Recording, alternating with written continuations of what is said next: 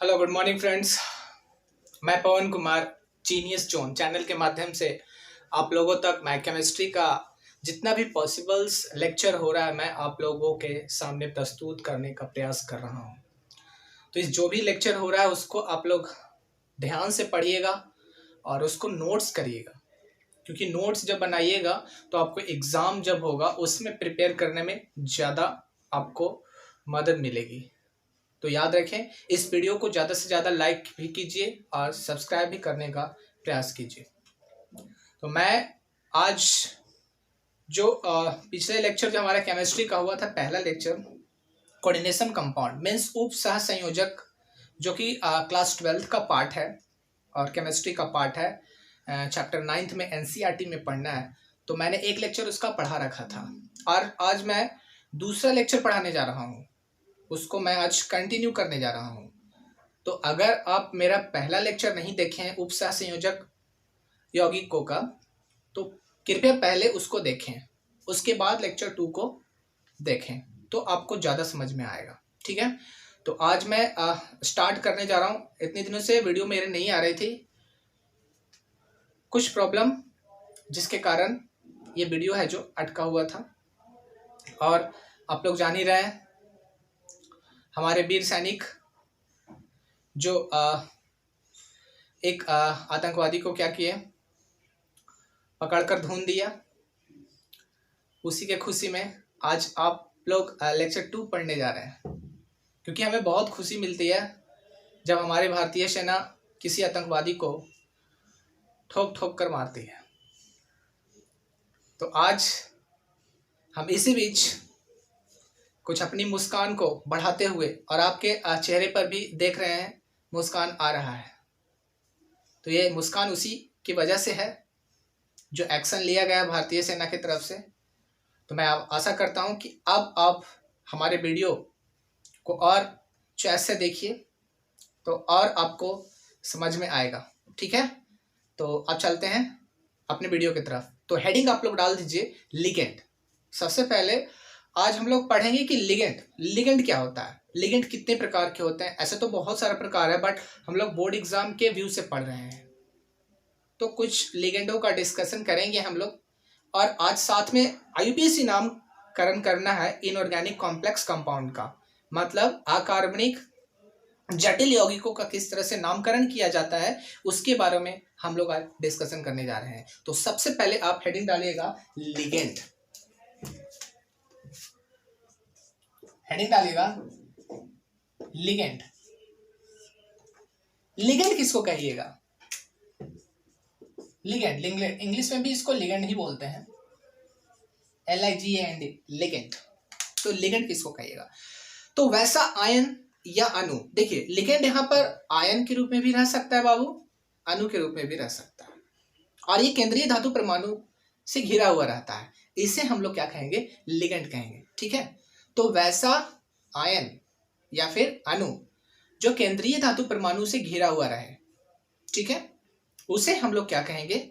Ligand कहेंगे। और ध्यान से सुनना कि लिगेंड जो हमारा है वो 3 तरह के हो सकते हैं। जब आईयूपीएसी नाम लिखेंगे तो वहां पर पता चलेगा। और ये कौन कौन से वो 3 तरह के होते हैं? पहला तो उदासीन लिगेंड हो सकता है।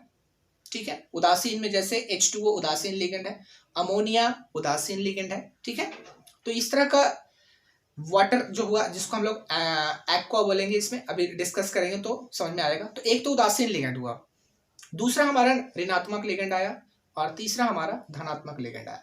तो यहाँ पर 3 तरह के लिगेंड आप लोग जटिल यौगिकों में देखिएगा, और किस तरह से नामकरण करना है मैं ये आप लोग को खूब अच्छा से पढ़ा दूंगा, और आपको कहीं जाने की जरूरत नहीं है। आप लोग घर बैठे इसका किसी भी जटिल यौगिकों का नामकरण करना आसानी से सीख जाइएगा।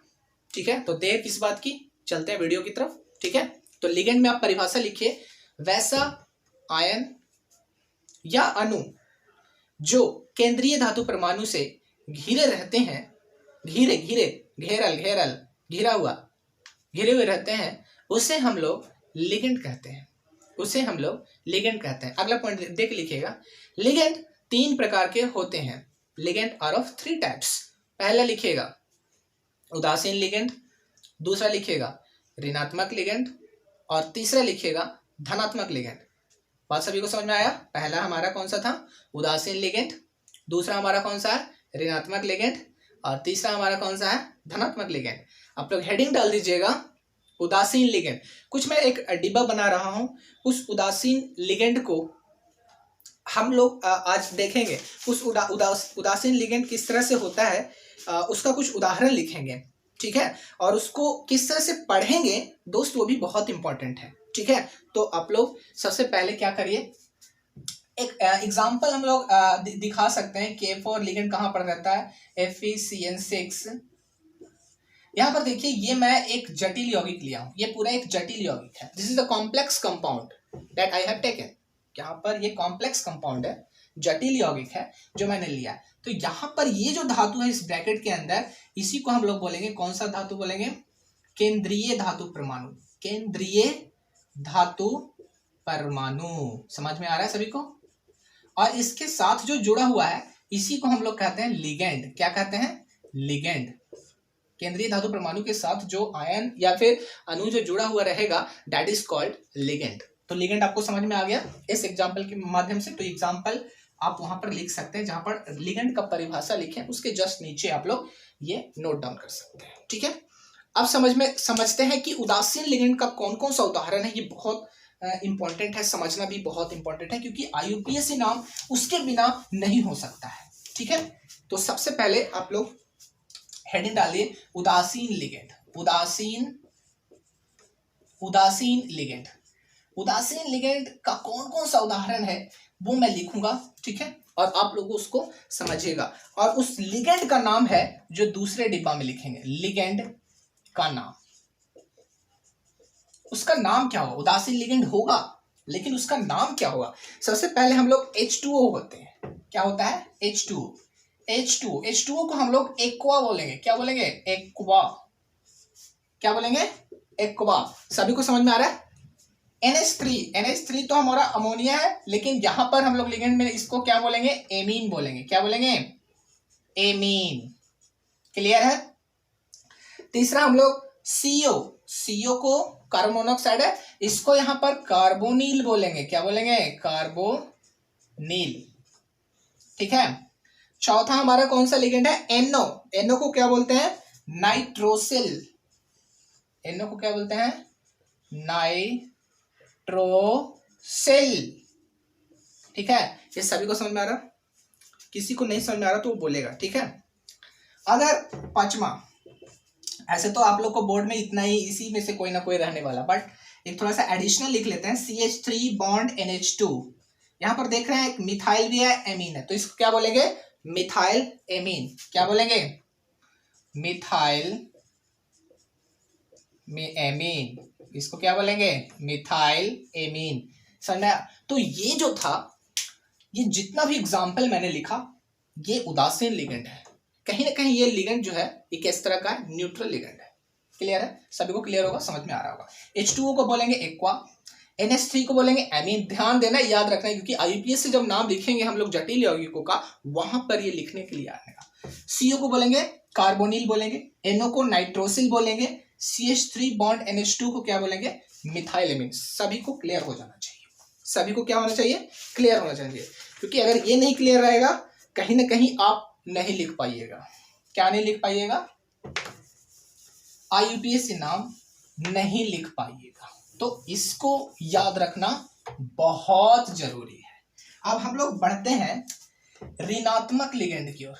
ऋणात्मक, आप लोग एक अलग से डिब्बा बना लीजिएगा, ऋणात्मक लिगेंड। उसका नाम देखिए, ऋणात्मक लिगेंडों की संख्या जो इनऑर्गेनिक कंपाउंड में है, मतलब जटिल यौगिकों में है, वो ज्यादा पढ़ना है। सबसे पहले तो जितना भी हैलोजन है ये सब ऋणात्मक में है, ये सब ऋणात्मक लिगेंड। जैसे पहले हमारा F-, ठीक है? दूसरा है F- की क्या बोलेंगे? फ्लोरो बोलेंगे। क्या बोलेंगे? फ्लोरो। क्या बोलेंगे? फ्लोरो। दूसरा फ्लोरीन के बाद आता है क्लोरीन, इसको क्या बोलेंगे? क्लोरो, ठीक है? Fluorine, chlorine. तीसरा Br-, इसको क्या बोलेंगे? ब्रोमो। क्या बोलेंगे? ब्रोमो। चौथा I- के क्या बोलेंगे? आइडो। क्या बोलेंगे? आइडो। क्लियर है? सभी को समझ में आ रहा? सभी को समझ में आ रहा है? ठीक है। अब HO माइनस के क्या बोलेंगे, एक और है HO minus hydroxo,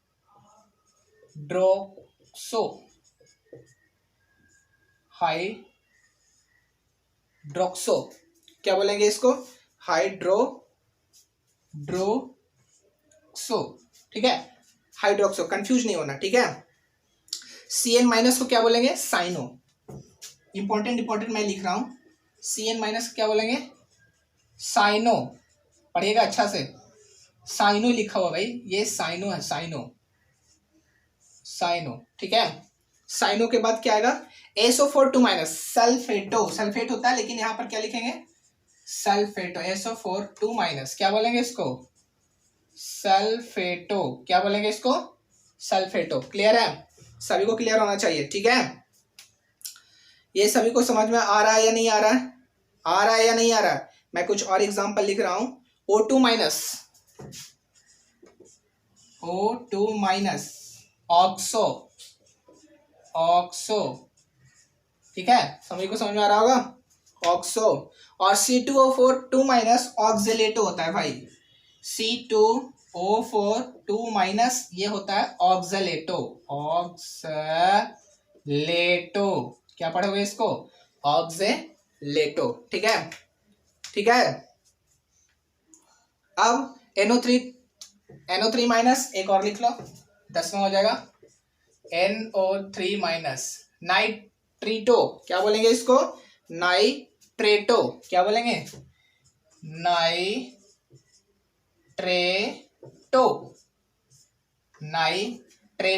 NO3 minus को क्या बोलेंगे, नाइट्रेटो। समझ में आया, क्लियर है, समझ में आना चाहिए। इसी तरह से H माइनस है तो हाइड्रिडो बोलेंगे, क्या बोलेंगे, हाइड्रिडो बोलेंगे। ठीक है, तो ये आप लोग नोट डाउन कर लीजिए, ये बहुत इंपॉर्टेंट है। ठीक है, अब हम लोग अब बात करेंगे धनात्मक लिगेंड का बात करेंगे। अब किसका बात करेंगे, धनात्मक। तो धनात्मक में ज्यादा कुछ है नहीं, धनात्मक लिगेंड को उतना ज्यादा पूछा नहीं जाता है बोर्ड एग्जाम में, ज्यादा हमारा एक ऋणात्मक है और एक उदासीन है। धनात्मक में पहला आप लोग लिख लीजिए NO प्लस, नाइट्रोसोनियम बोलते हैं इसको, NO प्लस को क्या बोलते हैं, नाइट्रोसोनियम, इसको बोलते हैं नाइट्रोसोनियम। ठीक है, ये ध्यान रखना है। दूसरा हमारा है NO2 प्लस नाइट्रोनियम, इसको क्या बोलेंगे, नाइट्रोनियम। ठीक है, ये सब कैसा लिगेंड है, ये सब धनात्मक लिगेंड है। Br प्लस ब्रोमोनियम, क्या पढ़ेंगे इसको, ब्रोमोनियम, ठीक है। और चौथा हमारा NH2 अगर अमीन दो गो है तो हाइड्राजीनियम, क्या बोलेंगे, NH2 बॉन्ड NH2 अगर दो गो है ना तो इसको क्या बोलेंगे, हाइड्राजीनियम, क्या बोलेंगे, जीनियम। ठीक है, हाइड्राजीनियम। ये क्लियर हो गया आप लोग को, आशा कर रहे हो कि सभी को समझ में आ रहा होगा, वो भी अच्छा से समझ में आ रहा होगा। ठीक है, तो ये मैं मिटा दे रहा हूं। तो ये हमारा था धनात्मक लिगेंड के बारे में, ऋणात्मक लिगेंड पढ़ लिए, उदासीन लिगेंड पढ़ेंगे। अब किस तरह से IUPAC से नामकरण करते हैं वो मैं आपको दिखा रहा हूं। ठीक है, आप लोग सबसे पहले तो आप लोग को ऑक्सीकरण अवस्था निकालने के लिए आ गया होगा, ये मैं मान के चल रहा हूं कि आप लोग को अच्छा तरीका से आ गया होगा। तो जब ऑक्सीकरण अवस्था निकालने के लिए आप लोग को आ गया, लिगेंड के बारे में आप लोग जब जान गए, तो अब बचा क्या, IUPAC नामकरण। तो किस तरह से जटिल यौगिकों का IUPAC नामकरण करते हैं वो आज हम देखने वाले हैं। ठीक है, वो आज हम लोग देखने वाले हैं, किस तरह से उसका IUPAC नामकरण करते हैं वो हम लोग देखेंगे। तो आप लोग हेडिंग डाल दीजिए, जटिल यौगिकों का IUPAC नामकरण, जटिल यौगिकों का IUPAC नाम। ठीक है, किस तरह से करेंगे IUPAC नाम, वो भी किसका, जटिल यौगिकों का। ठीक है, हेडिंग डाल दीजिए आप।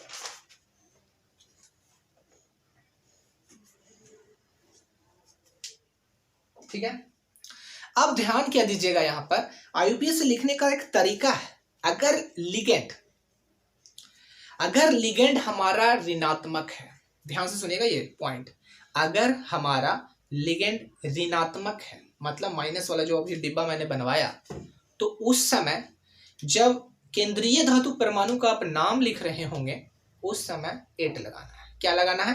8 एड़ी वाला 8। जैसे कोबाल्ट है, CO है, तो कोबाल्ट 8 कर देना है, ठीक है। आयरन है तो उसको फेरेट कर देना है, ठीक है, मतलब Fe है तो आयरन होना, फेरेट करना है। क्या करना है? फेरेट करना है। अगर कोबाल्ट है और उसके साथ जुड़ा हुआ है ऋणात्मक लिगेंड तो कोबाल्ट 8 कर देना है, ठीक है। ये क्लियर है? सभी को क्लियर होना चाहिए। अगर Cr लगा हुआ है और उसके साथ जो लिगेंड जुड़ा हुआ है वो नेगेटिव लिगेंड जुड़ा हुआ है तो उसको क्रोमेट कर देना है। क्या कर देना है? क्रोमेट। ये पता कैसे चलेगा सर कि आपने ये जो लिगेंड है ये ऋणात्मक है कि धनात्मक है? मैंने पिछले में डिब्बा बनवा दिया आपसे, उस डिब्बा में से आप देखिएगा खोलकर कि कौन सा लिगेंड है वो ऋणात्मक है और कौन सा धनात्मक है और कौन सा उदासीन है। अगर किसी भी केंद्रीय धातु परमाणु के साथ, ध्यान से सुनिएगा, अगर किसी केंद्रीय धातु परमाणु के साथ अगर लिगेंड जो जुड़ा हुआ है वो अगर उदासीन है, कैसा है? उदासीन है, और अगर वो उदासीन है तो सिर्फ धातु का नाम लिख सकते हैं आप, और उसके साथ आपको क्या दर्शाना होगा? उसका ऑक्सीकरण अवस्था।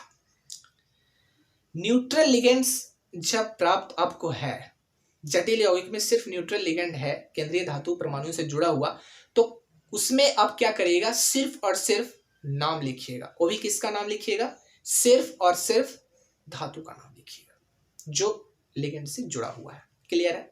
समझ में आ रहा है? ठीक है। और धनात्मक लिगेंड भी रहा तो उस समय भी आप धातु का ही नाम लिखेंगे, ना कि धातु के नाम के साथ 8 लगाइएगा। 8 किस में लगाना है? सिर्फ ऋणात्मक। जब ऋणात्मक लिगेंड जुड़ा हुआ रहेगा तब उसमें क्या लगाना है? आपको 8 लगाना है। क्या लगाना है? 8। जैसे हम लोग एग्जाम्पल कुछ देख रहे हैं किस तरह से करते हैं उसको देखिएगा। K3FeCN6 का हम लोग IUPAC नाम लिख रहे हैं, जरा बढ़िया से समझिएगा। K3FeCN6 इसका हमको IUPAC नाम लिखना है। ये एक तरह का जटिल यौगिक है और जटिल यौगिक का किस तरह से IUPAC नाम लिखते हैं वो मैं आप लोग को सिखा रहा हूं। यहाँ पर अगर आप लिगेंड का बात करेंगे तो ये CN- है, साइनाइड लिगेंड है ना, CN-, तो ये ऋणात्मक लिगेंड, यानी कि इसके साथ केंद्रीय धातु कौन जुड़ा हुआ है? आयरन। ठीक है, आयरन के लिए हम लोग फेरस यूज करते हैं, तो यहाँ पर क्या यूज करेंगे? 8 लगेगा। फेरेट क्या हो जाएगा? ये फेरेट हो जाएगा। क्या हो जाएगा? फेरेट लिख सकते हैं। ठीक है, समझ में आ रहा है सभी को? बढ़िया से समझ में आना है।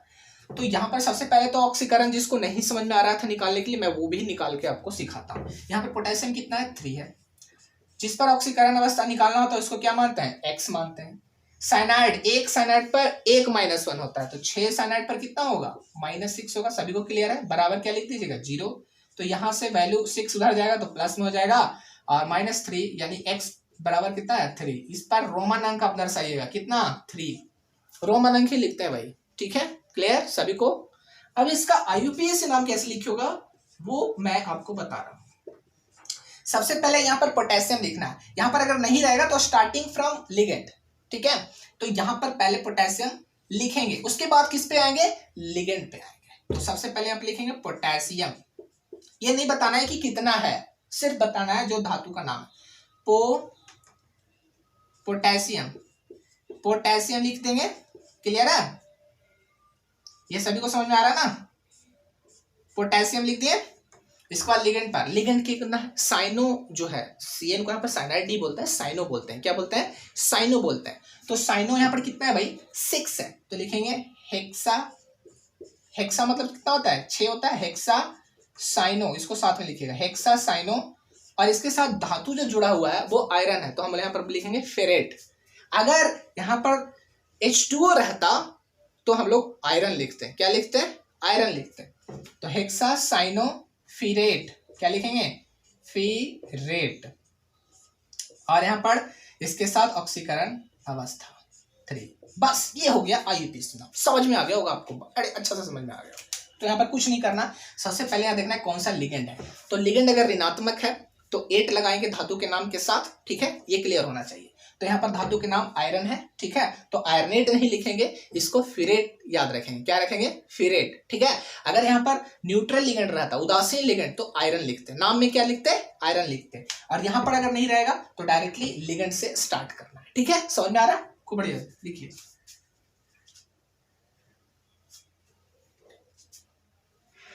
अब एक और आईयूपीएस नाम लिखते हैं। ये एग्जाम्पल हमारा फर्स्ट था, जो कि आप लोग को खूब बढ़िया से समझ में आ गया होगा, आशा कर रहे हैं। इसको आप लोग नोट डाउन कर लीजिए, बहुत इंपॉर्टेंट है ये। अब हम लोग एग्जाम्पल 2 की ओर बढ़ेंगे, जो कि हमारा है एग्जाम्पल 2। CO कोबाल्ट है, NH3 समझ में आ रहा है ना? NH3 को क्या बोलते हैं? एमीन बोलते हैं, सभी को क्लियर है, ठीक है।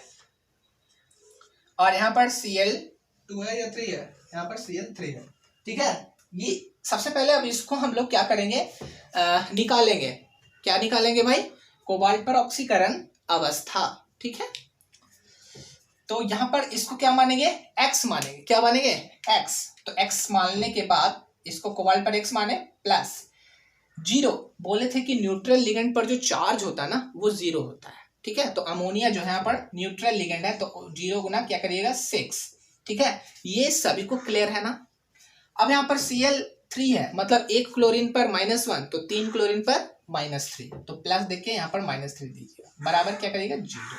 तो अब यहाँ से X का वैल्यू जब आप निकालिएगा तो 3 आएगा, यानी कि कहीं ना कहीं कोबाल्ट पर जो ऑक्सीकरण अवस्था है वो कितना है भाई? 3 है। वो कितना है भाई? 3 है। तो अब इसका हम लोग IUPAC नाम लिखेंगे। IUPAC नाम कैसे लिखा जाता है वो मैं आपको सिखा रहा हूँ, ठीक है। अब यहाँ पर इधर नहीं है कोई सा, इधर कोई तत्व नहीं है, कोई धातु नहीं है, तो हम लोग सीधे डायरेक्टली लिगेंड पर आ जाएंगे। कहाँ आ जाएंगे? लिगेंड पर। लिगेंड कौन है? एमीन, इसको बोलते हैं ना एमीन, अभी मैंने लिखा है उदासीन लिगेंड में। तो एमीन कितना है? 6, तो लिखेंगे हेक्सा। हेक्सा यूज करेंगे, हेक्सा एमीन, ठीक है। और यहाँ पर क्या लिखेंगे? कोबाल्ट ही लिखेंगे, कोबाल्टेट नहीं करेंगे, क्योंकि ऋणात्मक लिगेंड नहीं है। यहाँ पर कैसा लिगेंड है? उदासीन। तो यहाँ क्या लिखेंगे? कोबाल्ट। क्या लिखेंगे? कोबाल्ट। और इसके ब्रैकेट में लिखेंगे क्या? 3, ठीक है, क्लियर है। और इसके बाद ये है, इसको क्या कर देंगे? क्लोराइड। क्या करेंगे? क्लोराइड, इसमें आइड लगा देंगे, ठीक है। ये हो गया क्लोराइड। तो ये IUPAC नाम हो गया इसका, CONH3 का होल 6 Cl3, ठीक है। अब लास्ट हम लोग एक देख रहे हैं, वो किस तरह से आप लोग करिएगा, ठीक है। Na2, इसको आप लोग मिटा दीजिए, मिटा रहे हैं इसको, ठीक है, समझ में आ गया होगा। एग्जाम्पल नंबर 3 हम लोग कर रहे हैं। एग्जाम्पल नंबर 3 कैसे करेंगे भाई? Na2 हमारा सोडियम है, ठीक है। इसके बाद Pt प्लैटिनम सभी को पता है, Cl4 है, ठीक है। इसका हम लोग नामकरण कर रहे हैं। तो यहाँ पर लिगेंड देखिएगा तो ये है क्लोरीन, और क्लोरीन हमारा हैलोजन है, और हैलोजन जो भी होते हैं वो सब कैसे लिगेंड होते हैं? ऋणात्मक। तो यहाँ पर ऋणात्मक लिगेंड जुड़ गया है, यानी कि इस धातु के साथ क्या लगेगा? 8, प्लैटिनेट होगा। क्या होगा? प्लैटिनेट। क्या लिखेंगे इसको? प्लैटिनेट। तो सबसे पहले इसका ऑक्सीकरण अवस्था निकालेंगे। तो यहाँ पर 2 सोडियम है, यहाँ पर लिखेंगे 2 प्लस, इस पर निकालना है तो इसको X। 1 क्लोरीन पर -1, तो 4 क्लोरीन पर -4 बराबर 0। तो X बराबर यहाँ से 4 - 2 कितना आएगा? 2, यानी कि यहाँ पर इस पर ऑक्सीकरण अवस्था प्लैटिनम पर कितना है? 2 है। अब इसका IUPAC नाम निकालेंगे। वो IUPAC नाम क्या होगा बताइए? तो इधर है एक धातु, तो इसका धातु का नाम लिखेंगे, जिस तरह से पोटेशियम का कर रहे थे हम लोग, तो लिखेंगे इसका सोडियम। क्या लिखेंगे? सोडियम, ठीक है। ये सभी को समझ में आ रहा है? सोडियम। इसके बाद लिगेंड पर आएंगे, तो लिगेंड कितना है? 4। तो Cl को बोलते थे क्लोरो। क्या बोलते थे? क्लोरो। तो 4 को क्या बोलेंगे? टेट्राक्लोरो। क्या बोलेंगे? टेट्राक्लोरो। क्या बोलेंगे? टेट्राक्लोरो। उसके बाद प्लैटिनेट। क्या बोलेंगे? प्लैटिनेट। प्लैटिनम नहीं, क्योंकि प्लैटिनम के साथ क्या जुड़ा हुआ है? ऋणात्मक लिगेंड जुड़ल है, ठीक है। तो प्लैटिनेट, ठीक है। तो यहाँ पर क्या लिखिएगा? 2 लिखिएगा, ठीक है। तो इस तरह से आप लोग बना सकते हैं, नाम लिख सकते हैं। IUPAC आपको कहीं भी दिक्कत है तो आप लोग कमेंट बॉक्स में हमें बता सकते हैं कि सर यहाँ पर हमें प्रॉब्लम है, तो मैं तुरंत आप लोगों को उसका सॉल्यूशंस भेज दूंगा या फिर कमेंट में मैं लिख सकता हूँ, ठीक है। तो इस तरह से IUPAC नाम लिखा जाता है, ठीक है। तो आज का क्लास मैं एंड करता हूँ। अब अगले टॉपिक्स जो होगा हमारा लेक्चर 3 होगा कोऑर्डिनेशन कंपाउंड का, वो भी रेगुलर बेसिस पे होगा। तो आप लोग इस वीडियो को जब देख लीजिएगा पूरा अच्छा से, तब हमारा तीसरा लेक्चर देखिएगा, ठीक है। तो चलते हैं अब दोस्त, धन्यवाद, जय हिंद, जय Bharat, thank you, all the best.